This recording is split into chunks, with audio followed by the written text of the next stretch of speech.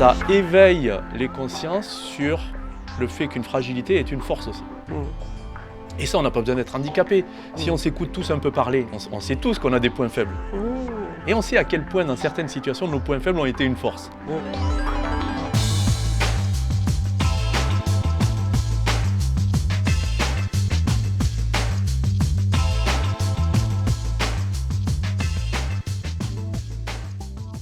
Bienvenue à cette nouvelle rencontre qui s'inscrit dans le cadre du projet Human Diversity, un projet où on peut reconnaître, voir, faire l'expérience de la pluralité des possibles dont l'être humain est capable.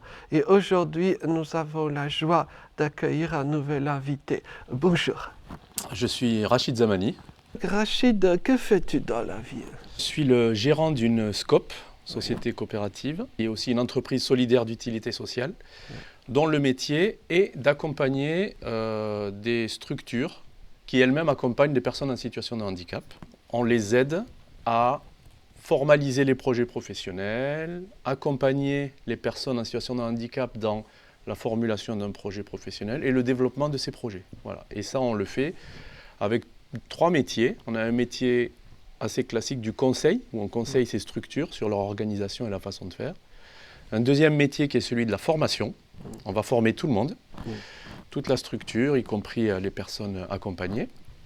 Et un troisième métier où on déploie des outils aussi, des outils informatiques pour mettre à disposition des personnes en emploi la capacité elle-même de piloter leur projet professionnel. Conseil, formation, outils, on y reviendra, mais partons des personnes elles-mêmes. D'où viennent les personnes qui arrivent, par exemple, te voir? Ces personnes-là qui sont donc accompagnées par ces structures, elles peuvent être demandeurs d'emploi à l'origine, elles peuvent être tout simplement des personnes qui veulent aller vers l'entreprise classique, au même titre que n'importe qui. Donc on accompagne des ESAT, on accompagne des entreprises adaptées, on accompagne aussi des structures d'insertion par l'activité économique. Et donc en fait, on accompagne finalement, je te parle de handicap, et on accompagne pas que le handicap, mais la difficulté à s'inclure dans le monde professionnel.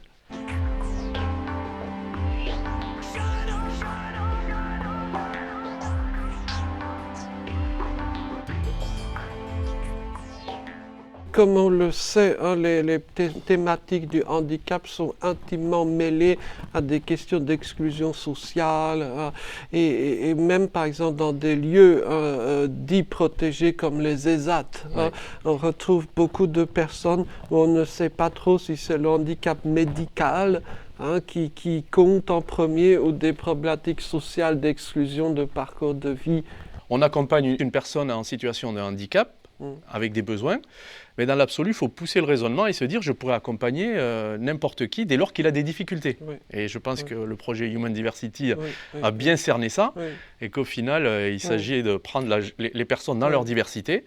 Aujourd'hui, le handicap, demain, d'autres difficultés. Et je fais souvent le parallèle dans une entreprise classique de quelqu'un qui est aussi bardé de diplômes soit-il.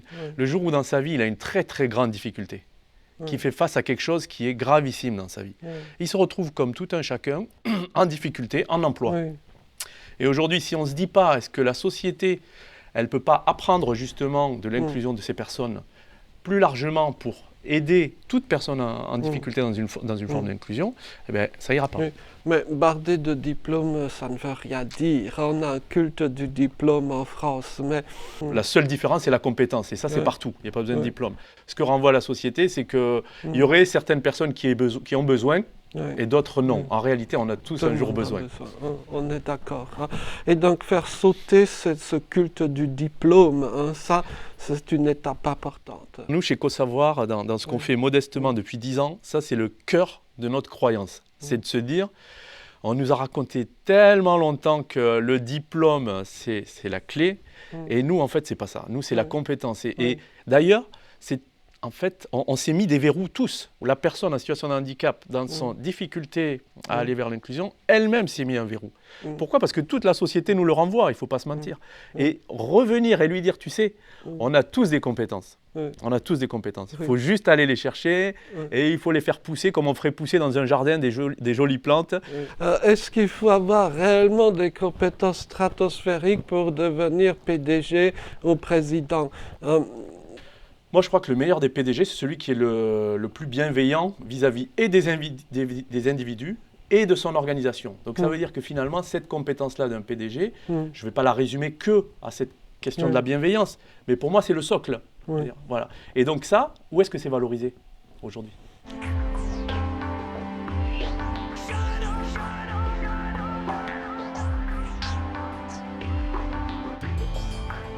Il n'y a pas d'école pour apprendre. Il n'y a pas d'école de la bienveillance, on est d'accord. On apprend la date de décès de Louis XIV. Mais dans combien de métiers est-il nécessaire de connaître la date de décès de Louis XIV ? Exactement. Tu as tout résumé. Ça veut dire qu'on va s'interdire, et encore plus les personnes en situation de handicap, de se croire en capacité d'être compétent, parce que on n'a pas la date de la naissance de Louis XIV. C'est cela. Et donc on se dit, mais en fait, je ne suis pas compétent, je ne suis pas ceci, je ne suis pas cela. Et donc, moi, ce qui me plaît en fait dans cette question de l'inclusion, et encore une fois, c'est au-delà du handicap, c'est comment on met, nous, en confiance des gens sur quelque chose où, en fait, ça devrait être naturel pour elles-mêmes. Oui. Mise en confiance des gens, mais il y a aussi un sujet tabou dans le monde du handicap. On peut en parler vu que je crois nous sommes tous les deux issus d'horizons géographiques multiples. Il y a clairement une dimension xénophobe dans l'approche du handicap. Et on voit très bien qu'à handicap égal, un jeune qui a, on va dire, un patronyme, je ne sais trop quoi, se retrouvera beaucoup moins inclus qu'un autre jeune. Ça veut dire quoi ? Ça veut dire qu'en fait, le handicap, ce n'est pas un sujet. Le vrai sujet, c'est la singularité. Parce que là, tu as pris deux axes, tu les as mixés, l'origine ethnique ou sociale, parce que ça aussi, il y a une forme de convergence. Et c'est en fait que derrière les concepts de handicap, on manipule finalement plus le concept de singularité, de différence, de peur de la différence, et on va y retrouver plein d'autres choses. On va y retrouver des inégalités sociales, des inégalités culturelles. Je veux dire, quand on parle d'une personne handicapée ou d'une personne exclue socialement, c'est peut-être parce qu'il faut qu'on retravaille ces droits fondamentaux. Le droit à l'éducation, le droit à la culture, etc. etc. Tu as sans doute assisté à des situations où les droits théoriquement garantis de telle ou telle personne ont été gravement bafoués. Et dans le monde du handicap, je crois que c'est très courant. Donc, il y a par exemple des lois théoriquement absolues, mais dans les faits... La loi, c'est juste une sorte de cap, mais en réalité, c'est vraiment comment j'éduque. Pour moi, l'éducation, elle est super importante, parce que les accompagnants de demain, les employeurs de demain, s'ils ont grandi avec ça, en disant faites une place à la différence, n'embauchez pas des personnes handicapées parce qu'elles sont handicapées, mais embauchez des personnes handicapées parce qu'elles sont différentes de vous. Et on revient sur cette singularité au sens global, c'est comme dans un jardin, tu ne peux pas avoir qu'une essence. Tout à fait. Alors, c'est génial, j'aime beaucoup cette métaphore du jardin. Mais quand on se promène dans une ville occidentale, que c'est une grande ville française métropolitaine, on n'a pas l'impression de croiser des personnes handicapées. Où sont ces gens ? Je pense que quand on rassemble effectivement des personnes en situation de handicap dans un seul type de dispositif et qu'il ne reste que là, il se passe l'effet que tu dis, on ne les voit plus dans la société. Et donc, par exemple, les enfants dits valides ne peuvent pas les fréquenter. Et voilà, et on ne retrouve pas cet écosystème, cette métaphore qu'on tricote depuis tout à l'heure, où il y a une mixité. Et là encore, on dépasse le handicap. Si tu ne crées pas de la mixité, comment tu peux te connaître ? Si tu ne te connais pas, tu n'as pas la curiosité de l'autre. Si tu n'as pas la curiosité de l'autre, tu as peur de l'autre.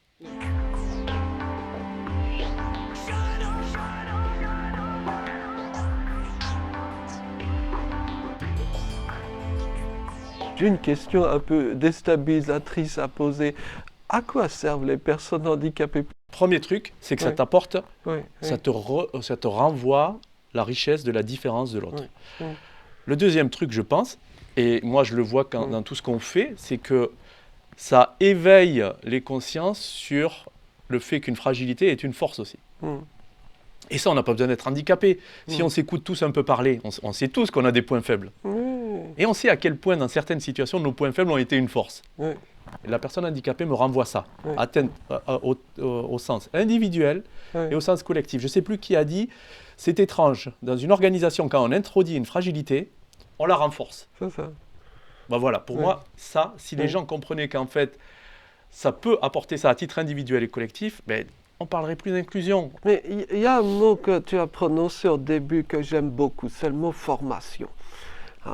Alors, on va se dire les choses. À mon avis, la formation des adultes, valides ou handicapés d'ailleurs, en France est très défaillante. On considère la formation comme étant l'affaire pour des enfants, quoi, dont il faut se débarrasser le plus vite possible pour passer aux choses sérieuses, quoi. Ça, c'est l'idée qu'on a en général. Et donc, on n'a pas pensé en particulier à la formation des personnes différentes à l'âge adulte. C'est ce à quoi nous, on essaie modestement de travailler. Et une des réponses, justement, c'est de mettre la personne en confiance déjà sur ce qu'elle sait faire. Quand est-ce que la personne se forme le mieux? Quand elle est motivée à se former. Une personne en situation de handicap, adulte, qui a été confrontée à tellement d'échecs, tellement de difficultés, justement, d'exclusion, tu viens paisiblement lui dire « Non, mais ça y est, il faut se former, c'est le moment, vas-y ». No way. Il faut remettre en confiance, il faut remotiver, il faut donner aux gens. Et ça, c'est pareil, tu vas le travailler avec une personne en situation de handicap. Demain, ça peut te servir à toute la nation.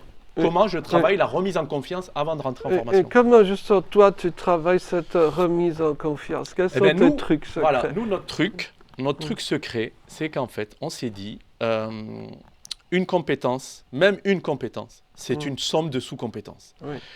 Donc, si je fais l'analogie avec les questions d'accessibilité, c'est une personne qui a l'impression qu'elle ne sait pas faire quelque chose, d'accord, qu'elle pense qu'elle n'a pas cette compétence. Si cette compétence, tu la décomposes suffisamment, ben c'est comme si tu avais créé une rampe pour que cette marche de compétences haute comme ça, tu en aies fait plein des petites comme ça, et qu'elle se mette en confiance et qu'elle se dise « Ah oui, ça je sais faire, j'avance.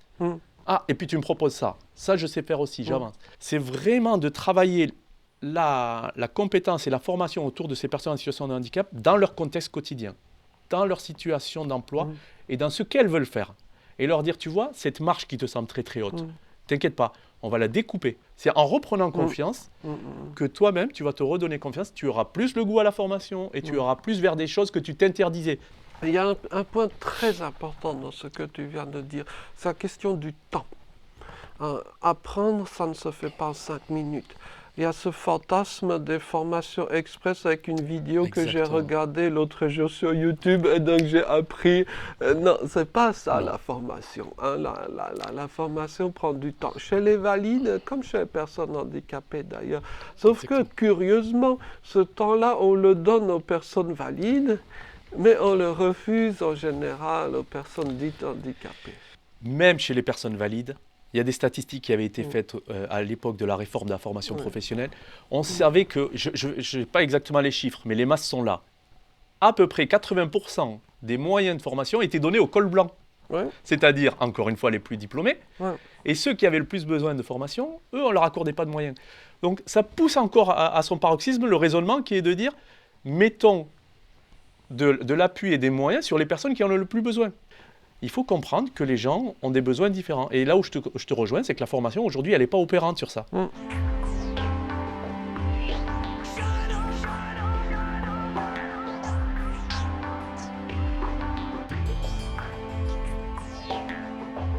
Mais parlons de moyens, encore un point qui me semble très important. Est-ce que les moyens sont réellement répartis selon les besoins de la personne handicapée ou en fonction de la capacité des parents de l'enfant à gueuler fort ou pas fort, en fonction du caractère entre guillemets sexy ou pas de tel ou tel handicap ou pas, en fonction du lieu de vie de la personne, est-ce qu'elle est dans un quartier chic ou est-ce qu'elle est au fin fond de la campagne Ouais, sur l'origine sociale, c'est évident, je veux dire. Et là, pour le coup, ça transperce toute la société. Donc, ce qui se passe dans la société se passe pour le public en situation de handicap. Sur la géographie, tu as raison, de fait. Il y a aussi des lieux qui sont, on parle des déserts médicaux, mais il y a aussi des déserts d'accompagnement. Absolument. Ça, on n'en parle jamais. On n'en parle jamais. Et Ouais. pourtant, il faut en parler avec les familles qui sont concernées. Et elles le savent. Moi, je suis d'origine marocaine, mais j'ai grandi en Aveyron. Et je sais bien que voilà, il y a moins de moyens dans... je l'ai vu pour une sœur à moi qui avait besoin d'accompagnement. Il y avait beaucoup moins de moyens qu'il peut y en avoir dans des grandes métropoles, etc. Ça, c'est un vrai sujet. Parce que comme tu disais tout à l'heure, il y a aussi des mentalités à changer, à l'école, à la formation, à l'embauche, etc.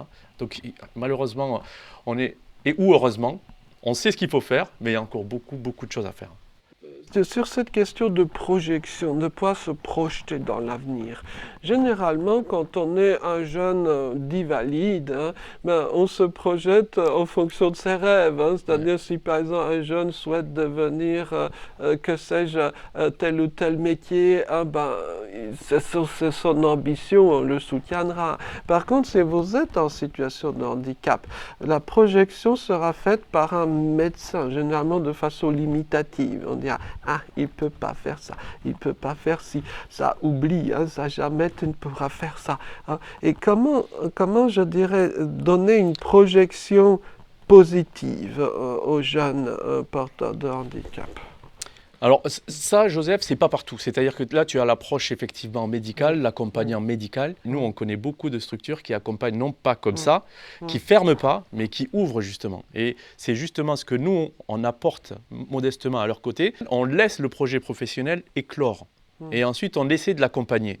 En France, il y a quand même des endroits, et ils sont nombreux. Je vais parler des ZAD, d'entreprises adaptées, mais pas que. Il y a aussi des entreprises classiques moins nombreuses qui le font.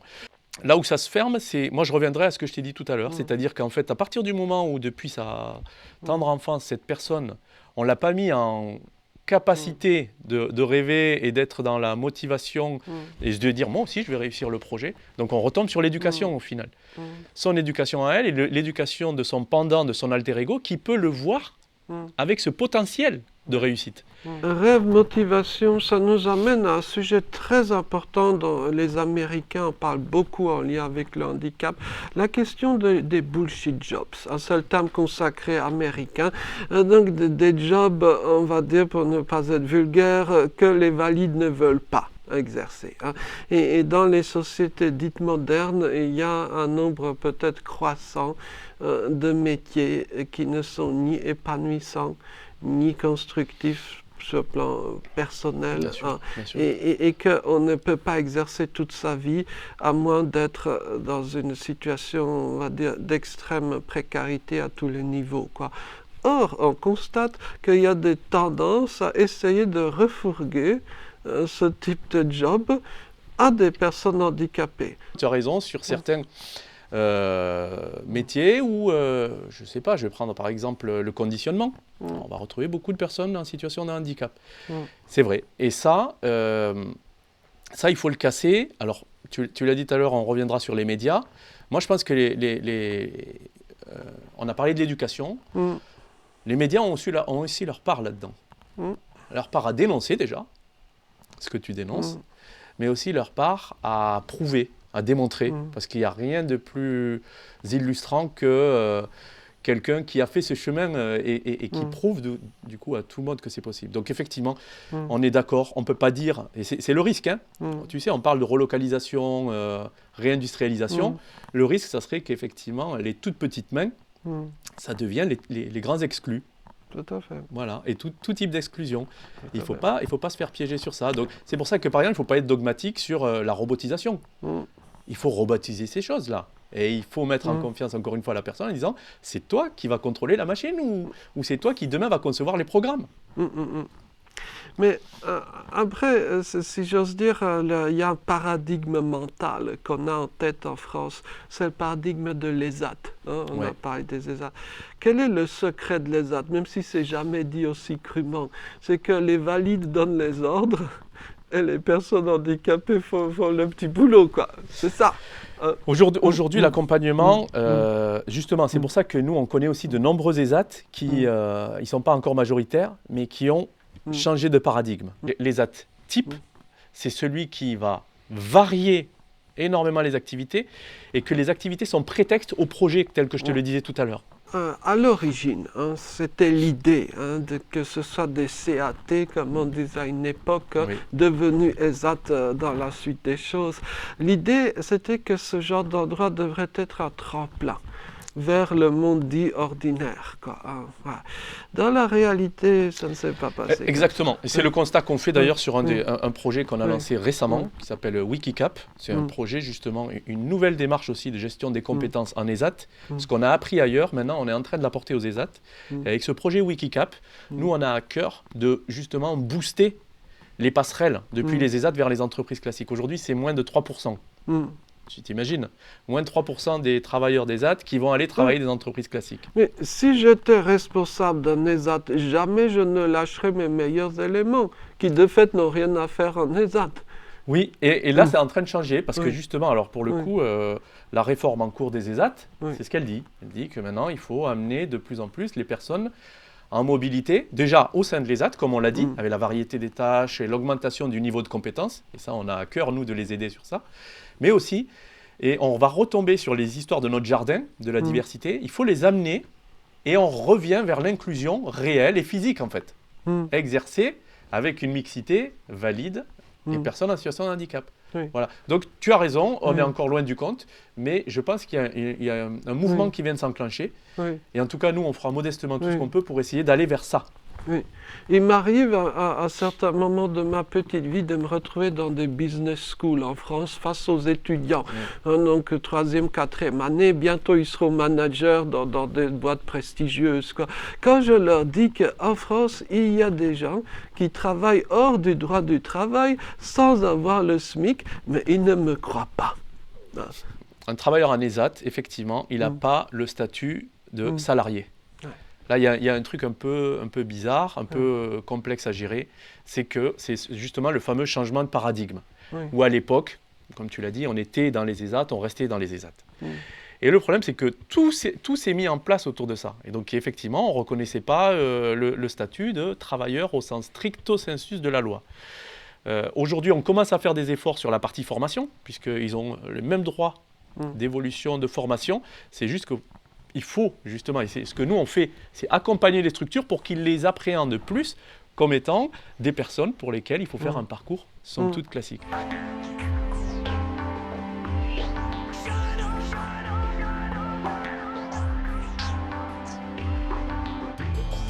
J'aurais envie de te poser une question qu'on m'a souvent posée à moi, donc je la repose. Pourquoi est-ce que tu travailles dans le domaine du handicap et pourquoi tu ne travailles pas, par exemple, dans une grande banque internationale? Alors, je vais te répondre très honnêtement. J'ai commencé par bosser dans une grande boîte, un grand constructeur automobile, dans un grand centre, un technocentre, on appelait ça, en Île-de-France. J'ai fini là-dedans parce qu'en fait, j'y ai cru à la musique de la méritocratie. Tu seras ingénieur, mon fils, ou tu seras docteur, etc. Je ne rejette pas tout ça. Hein, mais ce que je veux dire, c'est qu'à un moment, dans la vie, tu es face à certains choix. Et c'est ton histoire qui t'amène à faire ces choix. Tu le découvres que plus tard. En fait, quand j'ai décidé d'aller vers cette question de handicap, je l'ai pris comme le hasard de la rencontre, en fait. J'ai quitté cette grande boîte. J'ai voulu revenir ici près de mes parents qui étaient vieillissants. Donc, pour des raisons familiales, je me suis rapproché. J'ai continué, au lieu de travailler pour des grandes boîtes, pour travailler pour des moyennes boîtes, en tant que consultant indépendant. Et pour ces boîtes-là, à un moment, le sujet de la sous-traitance, comme je te disais, aux ESAT ou aux EA, s'est posé. Et c'était encore un hasard, la rencontre au handicap. Mais en fait, ce que je ne voyais pas, c'est que je cheminais vers ce que j'étais au fond de moi, en fait. Et donc, quitter ces grands groupes où j'allais ici en Corée, ici Mercosur ou autre, dans des hôtels chics, des ceci, cela, c'était un peu flatteur pour le fils d'immigrés analphabètes que j'étais, mais au final, ça ne me nourrissait pas au fond de moi. Et donc, il faut croire que des parents analphabètes, même s'ils savent ni lire ni écrire, peuvent te transmettre des valeurs qui vont être encore plus puissantes pour ta vie et pour tes choix. Et bien, ces valeurs qui m'ont transmis à un moment, quand j'ai eu cette question du handicap sous les yeux, je ne le savais pas parce que j'étais moi-même exposé à du handicap jeune, mais c'était une question de justice en fait qui m'a amené à ça. Je ne m'en rendais pas compte. C'est en faisant. en faisant du travail sur le terrain avec des personnes en situation de handicap qui devaient travailler pour d'autres entreprises, en échangeant avec eux, en voyant cette difficulté. Et là où je rejoins Human Diversity, c'est que quand je voyais leurs difficultés, modestement et moins qu'eux, je voyais les difficultés que j'avais pu aussi, auxquelles j'avais pu être confronté, à ces a priori, ces préjugés. Non, tu pourras pas. Moi, dans mon orientation, j'étais parmi les meilleurs élèves de la classe, mais bizarrement, on me disait que j'allais faire un super bac pro. Bizarrement. Bizarrement. Comme on dit aux personnes handicapées aujourd'hui, ben, ça sera super, tu vas pouvoir travailler sur le conditionnement ou le ceci et cela. Non, une personne handicapée, elle peut faire autre chose que du conditionnement. Donc voilà, le parallèle, c'est qu'au final, il y a une petite voix au fond de toi qui, à un moment, te dit, ben, c'est plutôt par là que par là. Donc j'ai quitté ces grands groupes, j'ai quitté ces gros salaires, j'ai ceci, cela. Et je m'éclate maintenant avec, justement, cette structure qu'on a créée, à avoir beaucoup plus d'impact sur leurs projets pro que j'en avais sur la rentabilité de ces boîtes-là. Oui. Parce que dans le milieu du handicap, on a actuellement un très grand problème. C'est le problème du recrutement. On n'arrive pas à recruter des professionnels du handicap. Qu'est-ce que ça t'inspire? Quel serait ton petit message ou la petite astuce? Alors moi, mon petit message à ceux qui justement sont en train de se former et qui se disent, qui ne connaissent pas le handicap, moi je leur dis, le sujet du handicap est passionnant. Si vous êtes amené par les valeurs, tant mieux. Si vous êtes froidement dans l'acte métier uniquement, dites-vous que d'accompagner des personnes en situation de handicap dans leur réussite d'inclusion, leur réussite professionnelle, c'est pousser à son paroxysme la question des organisations, la question du management. Avec tout ce qu'on vous a appris, apporter ça à ces personnes qui ont besoin d'être accompagnées, c'est juste un but dans la vie super épanouissant. Ici à Human Diversity, nous avons un petit slogan, une petite phrase qu'on aime bien. Il suffirait de presque rien. Qu'est-ce que c'est pour toi ce presque rien? Ce presque rien pour moi, c'est la curiosité de l'autre. Tu vois, comme on est en train de l'exprimer entre toi et moi, comme on l'exprimerait justement avec de la singularité. Et dès lors que on aura plus envie d'aller voir qui est l'autre, et pourquoi il est différent, est-ce que ça m'apporte, et en quoi ça me fait peur aussi, il faut l'accepter. Voilà. Si on nourrit cette curiosité, c'est Spinoza qui disait on ne naît pas libre, on le devient, par le savoir et la connaissance. Eh bien, la connaissance de l'autre par cette curiosité, c'est la réussite de l'inclusion. Merci beaucoup de nous avoir fait voyager, découvrir des horizons culturels, humains, nombreux, et puis de nous avoir fait rêver par rapport à tout ce qui peut être fait, ce que tu es en train de faire, et puis ce que la société humaine peut devenir. Merci beaucoup pour ce temps partagé. Merci à toi pour cette invitation.